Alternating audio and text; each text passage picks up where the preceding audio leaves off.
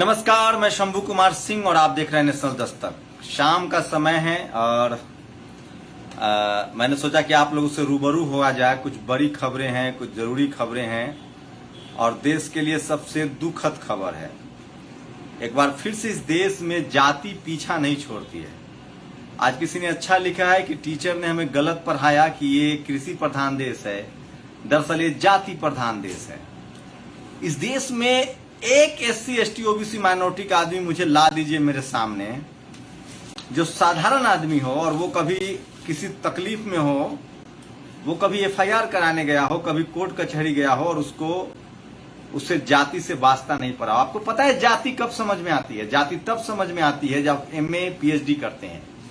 अगर जाति अज्ञानी को समझ में आ जाता तो जातिवाद खत्म हो जाता। जाति हमारे बाप को नहीं समझ में आई, जाति बाबा साहब के पिताजी को नहीं समझ में आई, जाति साहू जी महाराज के, मैं साहू जी महाराज कह रहा हूं, शिवाजी महाराज के पिता को नहीं समझ में आई थी, शिवाजी को समझ में आई जब वो ज्ञानी राजा बने। साहू जी महाराज को समझ में आई जब डॉक्टर अंबेडकर दुनिया के तमाम यूनिवर्सिटियों में पढ़े, तब उनको जाति समझ में आई। लेकिन भारत में जो पढ़ा लिखा है वो कहता है कि जाति नहीं है।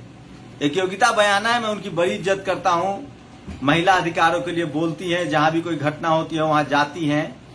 लेकिन मीना कोटवाल से उनकी एक बहस हो गई कि जाति जो है वो जरूरी नहीं है। दिल्ली में एक 9 साल की बच्ची के साथ जिस तरह की हैवानियत हुई है, उसके बाद आप धरना प्रदर्शन स्थल पर जाएंगे तो सिर्फ SC ST OBC माइनॉरिटी और इक्का दुक्का प्रोग्रेसिव सवर्ण लोग मिलेंगे। मैं आज एक मेरे बहुत अच्छे दोस्त हैं, वो बचपन से अब तक कह रहे हैं कि मैंने मधुलिमियों को पढ़ा है, लोहिया को पढ़ा है, जनरल कैटेगरी में भी कायस्थ समाज से हैं। वो समाज जो सबसे ज्यादा लोहिया, और आपको बता दें कि लोहिया जी उसी समाज से थे, और उसके बाद आपको बता दें कि जयप्रकाश नारायण उसी समाज से थे। वो भी बता रहे थे, मैं फिर कह रहा हूं, जाति जो है ना, प्रसव की पीड़ा कोई महिला ही बता सकती है। जाति का जो दर्द है ना, वो वही बता सकता है जिसने जातिवाद का दर्द झेला है, और उसके अंदर वो ताकत होनी चाहिए जातिवाद को समझने की, महसूस करने की। अगर वो MA MPhil PhD नहीं है तो वो जातिवाद को नहीं समझ सकता है। जातिवाद इतना महीन है कि आप तब समझेंगे जब आप कॉलेज यूनिवर्सिटी में जाएंगे, टॉप करेंगे, पढ़ाई लिखाई में जाएंगे, कलेक्टर IAS मंत्री बनेंगे, तब आपको जातिवाद का असली दर्द पता चलेगा कि जाति होती क्या है। इस देश में अगर आप सोशल जस्टिस में, आप रामविलास जी अब नहीं रहे, वो कहते थे कुछ उनके शागिर्दों को कि मैं सिर्फ सिग्नेचर मंत्री बन के रह गया हूं। एक शख्स जो लंबे समय तक हर प्रधानमंत्री के साथ काम करने का अनुभव था।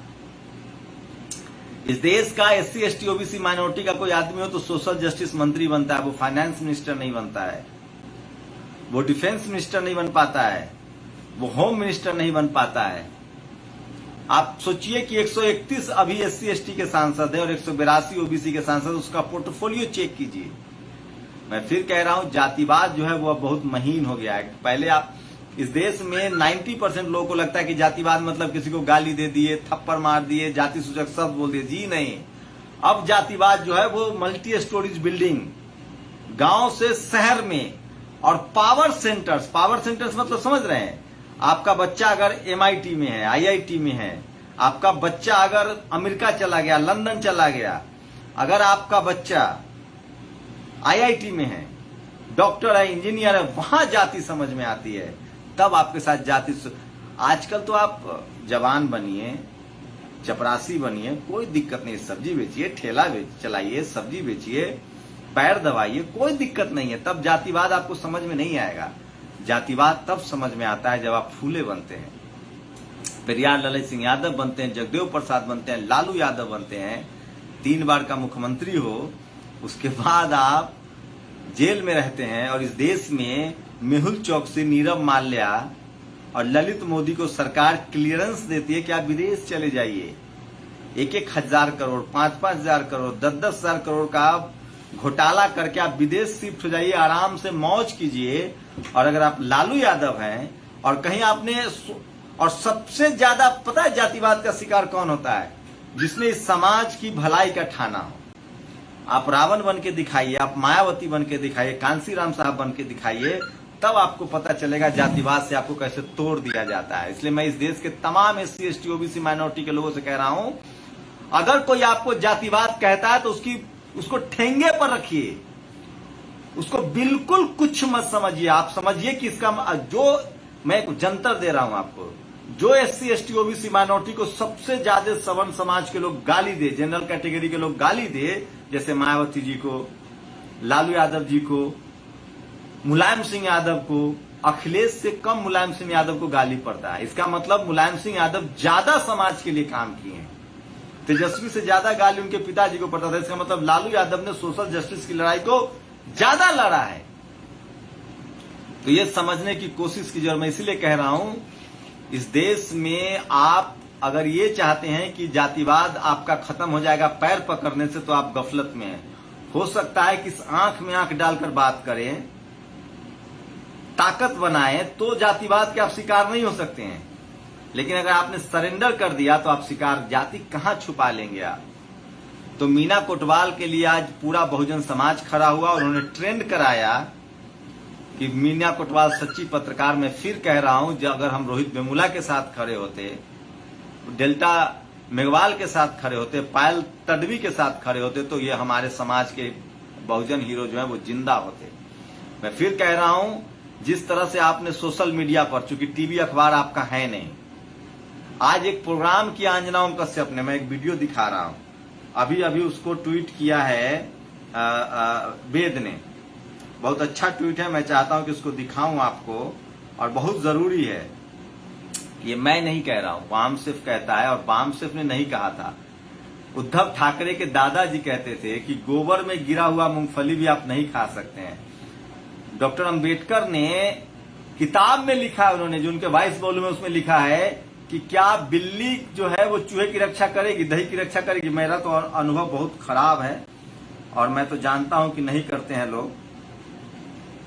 तो कुछ सोशल मीडिया पर मैं पोस्ट दिखाना चाहता हूं जो वेद ने लिखा है। वेद ने लिखा, आज एक प्रोग्राम किया है अंजना ओम कश्यप ने। आज अंजना ओम कश्यप ने एक प्रोग्राम किया, कौन जात हो, और आपको पता है उसमें कौन लोग थे।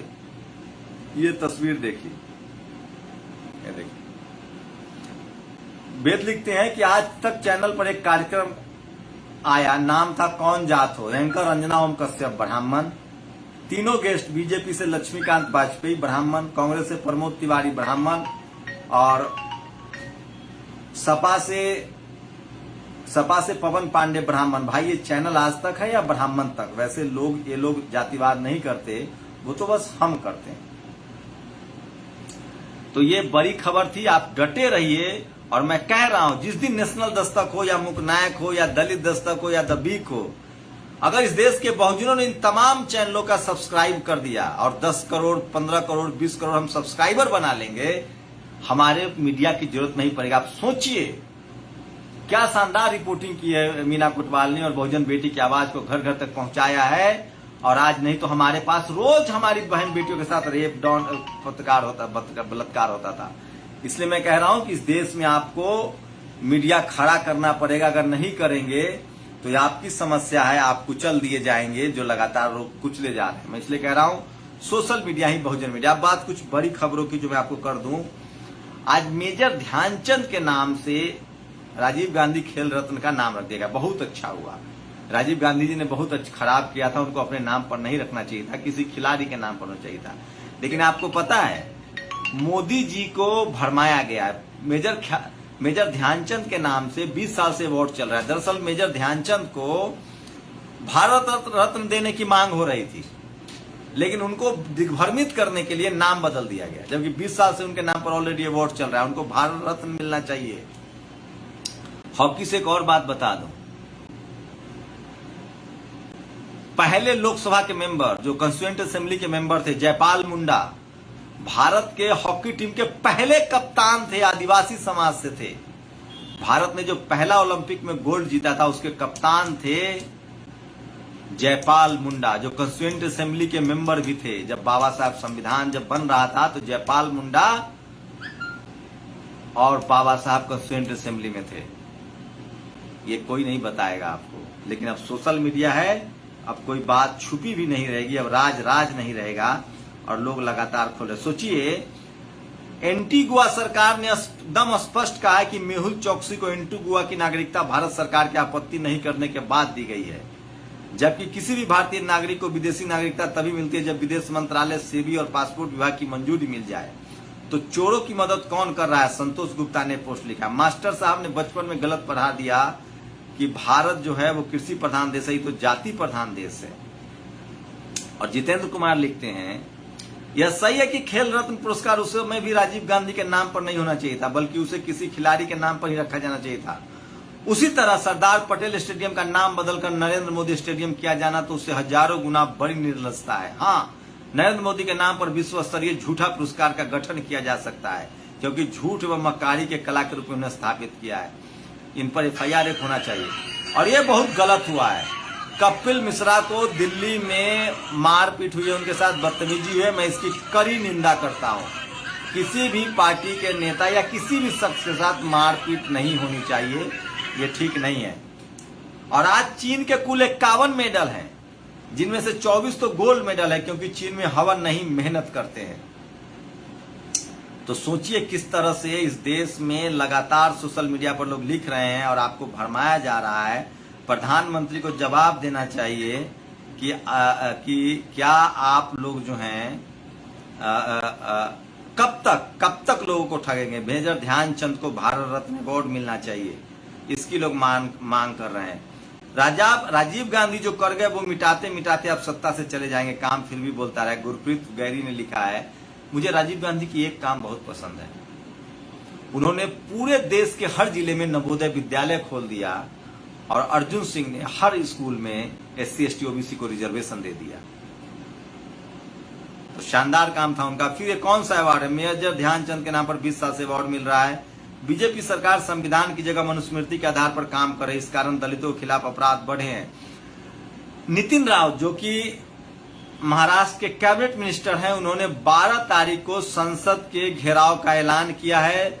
SC कमेटी जो SC सेल है, SC डिपार्टमेंट है, उसके चेयरमैन है, कांग्रेस के सबसे बड़े नेता है। अभी कांग्रेस ने 2 SC नेताओं को आगे किया है।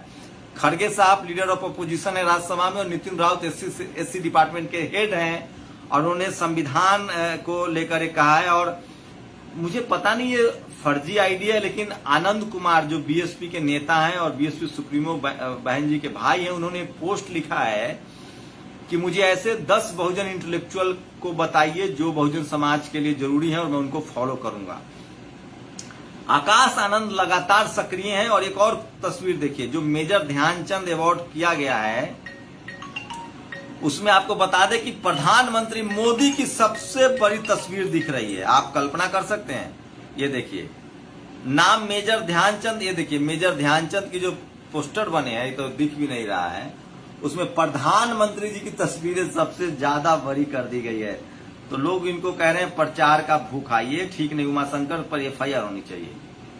नाम मेजर ध्यानचंद का और पूरा पेज पर चेहरा मोदी का, गजब की प्रचार की भूख है। ये उमाशंकर ने लिखा है, इनको जेल में डलवाओ भाई। और बीते 1 साल में करीब 1 करोड़ लोगों की नौकरियों से हाथ धोना पड़ा है। CMIA के मुताबिक जुलाई महीने में 32 लाख लोगों की नौकरियां गई है।